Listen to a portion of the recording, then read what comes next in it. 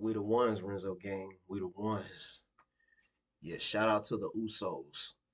Shout out to Jimmy and Jay, the Usos. Shout out to the Bloodline, the Anna White Fatu family. You feel me? Shouts out to the entire Bloodline. Now, today, another Wrestlelamia joint. This one says Triple H under heat, forgetting about Black history. Oh, okay. Then I also did see another one that said Lola Vice dating. And I've been seeing rumors that she's been dating a certain superstar of a Damian Priest. Well, let's see.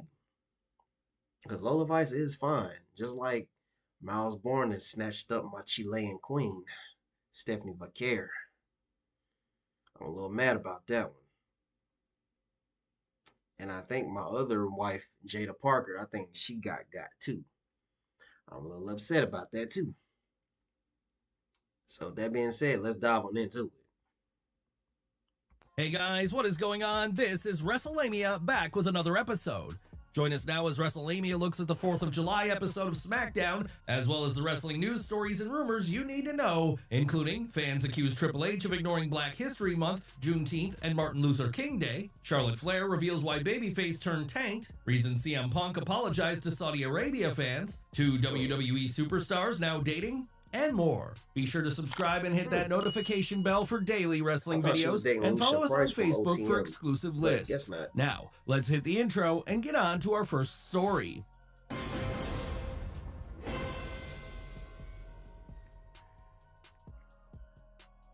As always, we won't recap the matches, but look at the good, the bad, and the downright ugly. The good, Solo Sikoa Comedy Gold. Jacob Fatu's parking lot attack on Solo Sikoa suggests there may be hope for Sikoa's push if WWE starts adding more humor to his character. Tonight, fans saw Solo roll up at the arena, ready to celebrate his U.S. title win over Jacob Fatu, only to get mugged by the Samoan werewolf.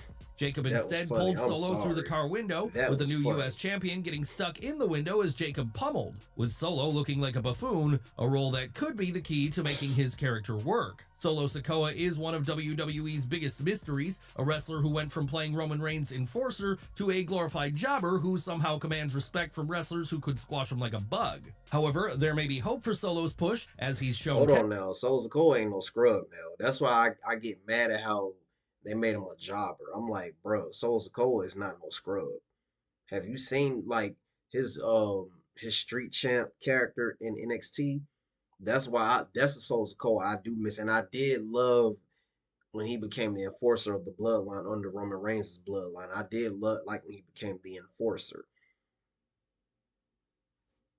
Not this whole Suge Knight character. Like this, no, don't get me wrong. It's funny. Don't get me wrong. Like Solo Sikoa is hilarious, but I do miss the quiet mystique brawler Solo Sikoa. I do miss that. But I do love this character as well because he actually has more of a personality. So I like it, and I've yet to see Solo Sikoa in person. So talent at portraying someone trying too hard to play a mob boss while also embarrassing himself in moments where he's clearly out of his league. Given how Solo has spent the last year and a half counting the lights, it's difficult to accept him as a monster, but his current direction as a heel who relies on the numbers game and inevitably embarrasses himself could work. Bye-bye Bloodline. Speaking of Solo, it's good that WWE has put the Bloodline behind Solo and given him a new direction for his My Family Tree, or MFT faction. Although the group still has all the energy of a 20-minute chinlock, this new direction gives everyone involved a chance to step out on their own. Alexa Charlotte team could be good. Alexa Bliss and Charlotte Flair could benefit both superstars. Brush, SmackDown was so much better than Raw. Like, good lord, Raw was terrible this week. I'm sorry, Raw was terrible. And WWE. Bliss and Flair are an all-star tag team that can add some excitement to the women's division, give each superstar a program outside the world title scene, and set things up for a hot feud. It's unknown whether WWE plans to pair Bliss with the Wyatt Six, but a Bliss versus Flair feud has potential regardless of what direction Little Miss Bliss goes in. The Alpha is back. Drew McIntyre is back, and it's one of the best things to happen to SmackDown in a long time. I was shocked. McIntyre knows how to build instant feuds, draw white-hot heat from fans, and deliver memorable matches. It'll be interesting to see if he starts feuding with Randy Orton, Cody Rhodes, or both men. Either program sounds good, especially if Cody doesn't regain the Undisputed Championship at SummerSlam. Wyatt 6 getting TV time. Does WWE have a plan for the Wyatt 6? Tonight's 8-man tag team match in the group's upcoming title shot against WWE Tag Team Champions The Street Profits suggests WWE is finally working on a storyline for the group. While a few weeks of TV time is... I'm sorry, like, WWE, they dropped the ball on the Wyatt 6. Because when they debuted, like, that was probably one of the best debuts I've seen in a long time. Like, the Wyatt 6, they were terrorizing WWE for a little bit. When they debuted, I was like, yo. Like, that was crazy. But now it's just like, what am I watching? Never a guarantee, fans of Uncle Howdy's ghoulish group have to be happy. Andrade Phoenix team building momentum. The okay, I like this. The only team building Andrade and Rey Fenix teaming up. I do like that. I like it. I didn't expect it, but I like it. This is something I feel like they could have done this in AEW when they were in AEW together, but hey, this is fine. As Andrade and Rey Fenix have quickly become one of the most exciting teams on the Blue brand, which says a lot when you consider how many great teams there are on SmackDown. They won the best tag for next week's show. Next week will be a big week for WWE as it prepares for Saturday. Evolution is on my birthday. I'll be 31. Night's main event and Evolution. However, WWE is making sure to get fans to tune into SmackDown as it announced 2 matches for next week.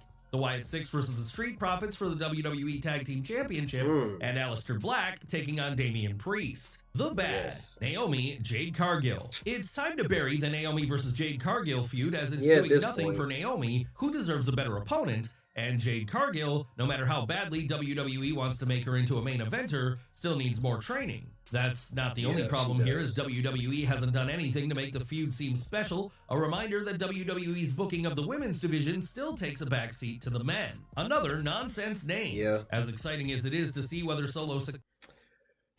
I kind of understand it, why they changed Hikuleo's name because of trademark, but y'all could have gave him a better name than Tala Tonga. Y'all could have gave him a better name than that. Koa's group can succeed. The new name, My Family Tree, is right down there with Pure Fusion Collective when it comes to random names, and WWE needs to seriously consider using names from WWE 2K25 to find something interesting. Nothing ugly. SmackDown's return to its 2-hour format is cause for celebration, and WWE delivered a decent, if not great show, building up angles like Drew McIntyre's run, the budding Alexa Bliss Charlotte team, and what looks to be a feud between Aleister Black and Damian Priest. While Wrestlelamia has been burned too many times to have any confidence there will be long-term storylines, tonight provided fans some hope. News. Is Triple H disrespecting Black History Month? Topping today's news. Okay, now I've heard rumors over the years that Triple H, is a little on the racist side. I can't say, but going back and looking at that match that he had with Booker T at WrestleMania, I don't know. I like Triple H and all, but News are some strong accusations being made against Triple H, as Ringside News recently reported on tweets accusing WWE's chief content officer of ignoring Black History Month, Juneteenth, and the Reverend Dr. Martin Luther King Jr.'s birthday. Here are some of the tweets blasting Triple H after he tweeted, "Happy 4th of July, #Independence Day." One fan replied, "Look how quick you're ready to celebrate this, but not a single post for Black History Month." Other fans joined in, "But nothing for Black History Month, you're literally trash." And, "Damn, I guess Vince McMahon got custody of all the Black History Month, Juneteenth, and Martin Luther King Day video packages in the separation." Like anything in wrestling, fans weighed in, with some blasting Triple H and others treating it as a non-issue. What do you think? Is Triple H ignoring these holidays and special months? Possible reason, Punk apologized to Saudi fans. Night of Champions is over, but what is up with the situation with Punk and the Saudi Arabia fans? What happened? I don't know. Fans are still trying to figure out why CM Punk apologized to fans in Saudi Arabia about previous comments mocking wrestlers who worked for the Saudi Arabia government, despite accusations about human rights in the regime. Dave Meltzer recently discussed the situation on Wrestling Observer Radio. I did talk to people in WWE about the whole thing, and it's like the deal, again, it was, it obviously was not this impromptu thing where all of a sudden somebody out of nowhere asked him a question and then he just thinks to react and apologize and all that. I mean, it was like he was going there to apologize. Punk's apology and his decision to wrestle in Saudi Arabia was seen as hypocritical by some critics, especially given how Punk is a notable supporter of LGBTQ rights and the Saudis' treatment of the LGBTQ community. Meltzer added, what he thinks, he's the only one who can say, and probably, the impression that they had, that I was given, is that everyone, Saudi Arabia, TKO, CM Punk, they're all on board, and this is just what we gotta do. You could argue that maybe they shouldn't have done it. Maybe it makes them look bad by doing it. They thought it would make him look good. They thought it was the right thing to do. If he had any qualms, nobody knows, Do you agree with Diamond Dave's take on things? Charlotte Flair looks back at babyface run. What did Charlotte Flair, who typically works as a heel, think about her babyface run from a couple of years ago? The Queen opened up during a chat with WrestleZone. Before I got injured, I was really in a groove being a good guy. I really enjoyed it. I was really getting that good guy reaction on live events. I like her better as a heel. It was like the first time in my career that I felt comfortable as a good guy. I like Charlotte Flair better as a heel. I loved it, and I was digging it. So what went wrong? According to Flair, then I got hurt, and when I came back, and how I came back, obviously winning the Rumble twice isn't like, and I don't mean this in a bad way, but you don't want the Yankees to always win, you know what I mean? So that's harder to gain that sympathy, that good guy feel. Some fans feel Flair isn't cut out to play a babyface. What do you think? Love is in the air for Damian Priest? Is Damian Priest dating a fellow WWE superstar? That's the rumor making the rounds as Dave Meltzer is reporting in this week's Wrestling Observer newsletter that another new couple is Priest and Lola Vice. TJR Wrestling recently reported on a social media post about the two, noting Vice. She recently posted a photo with Priest at a New York Yankees game, seemingly confirming their romance. What do you think of this rumored love match? Uncle Howdy honors Brody Lee. Looks like Uncle Howdy, aka Bo Dallas, is utilizing his TV time to honor his late friend, Mr. Brody Lee. Fans have noticed the Wyatt Six leader using Lee's catchphrase, yeah, yeah, yeah, in the ring, a heartfelt show of respect for his fallen peer. Okay. That's what that was. Okay. Yeah. That's right. How did I forget? Terrible. Here, Undertaker's daughter shows off mat skills. Is The Undertaker and Michelle McCool's daughter Kaya heading to the squared circle to follow in her famous parents' footsteps? Although Kaya is only 12, a recent video posted by her mom on Instagram suggests Kaya is wasting no time preparing. Indeed, The Undertaker recently told fans his young daughter is obsessed with the grappling game, and she's taken advantage of opportunities to train at the WWE Performance Center. New Money in the Bank briefcases. Last but certainly not least, Naomi has followed in Seth Rollins' footsteps by unveiling her very own custom Money in the Bank briefcase, a bold move that's sure to open the door for some lucrative new merchandise. Okay, I don't have a problem with the new Money in the Bank briefcases. It's creative. I like it. I don't have no problem with it. Opportunities. This year's Ms. Money in the Bank showed off her briefcase after clobbering Jade Cargill with it. The briefcase is adorned in caution tape. What do you think about Seth Rollins and Naomi's repackaged Money in the Bank briefcases? Well, guys, there you have it. WrestleLamia's look at the 4th of July edition of SmackDown and the wildest news stories and rumors you need to know in wrestling. Be sure to leave your comments and don't forget to subscribe to our channel, and I'll see you next time for some more wrestling content. Well, I love the Wrestlelamia wrestling news. I love it. I had a feeling that Damian Priest and Lola Vice were somewhat dating. I was hearing those rumors for a while. So if they are dating, I'm happy for the both of them. They both deserve it. Now the whole Triple H thing being racist, I can't say. Like I said, I can't say because I just cannot say unless he like blatantly does something racist, then it is what it is. I ain't gonna support him no more. I mean, yeah, I'm not gonna get into the whole racist thing. At the end, I know what I am and I know who I am, where I come from. So anyway, also the CM Punk apologizing to Saudi Arabia fans, I still don't really understand exactly what was said. So I can't speak on that. And now this whole Alexa Bliss and Charlotte Flair thing, this could actually work. I'm not really a fan of her, Charlotte Flair, being a face because it's kind of cringy because she's naturally a heel. Now with the whole new name of the MFT, my family tree, I don't like it because that was Tamatonga's name that he named Tamatonga when he first came in MFT. And also I really hope they let Solo they build his character so he could be more serious because it's like he's too comedic. I don't like it.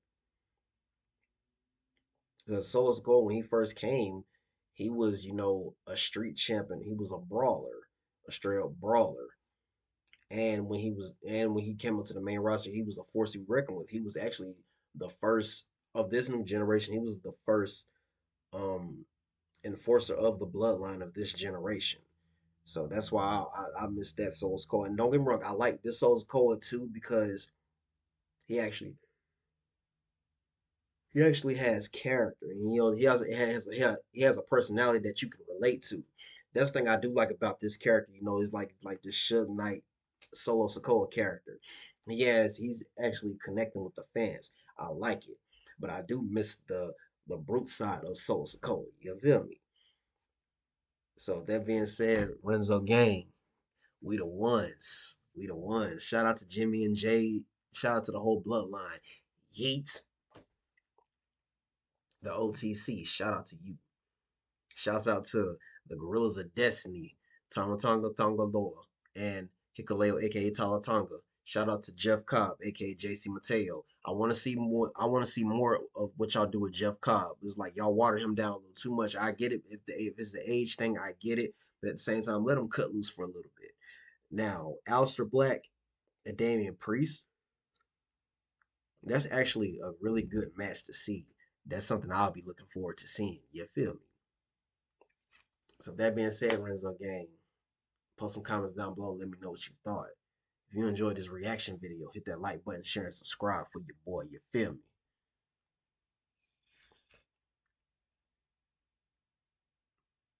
I'm out. I love y'all.